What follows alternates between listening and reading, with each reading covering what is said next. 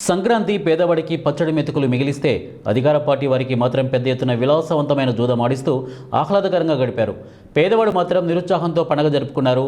గోవా నుండి అమ్మాయిలు జూదం, కోడి పందాలు, రమ్మీ, క్యాసినో ఆశించి రాష్ట్రం మొత్తం 1500 కోట్లు సంక్రాంతి పండుగ సందర్భంగా జూదాన్ని ప్రోత్సహించింది కూటమి ప్రభుత్వం అని అన్నారు.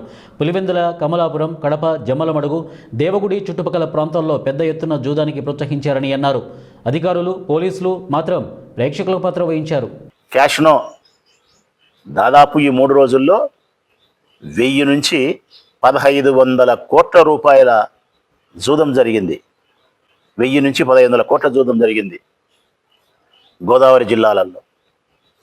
దీన్ని పట్టుకొని ముఖ్యమంత్రి గారు ఇది వినోదంగా చూడాలంటున్నారు.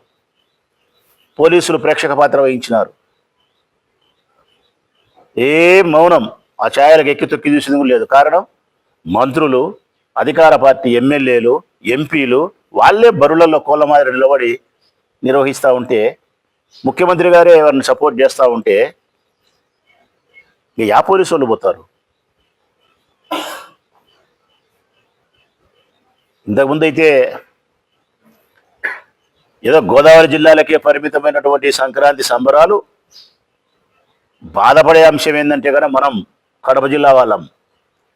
ఈ గోదావరి సాంప్రదాయాన్ని కడప గడ్డకు పరిచయం చేసినారు తెలుగుదేశం పార్టీ నాయకులు, కడప వాళ్ళు. ఎప్పుడూ లేకుండా ఉండే, మునుపెన్నడూ లేని సాంప్రదాయం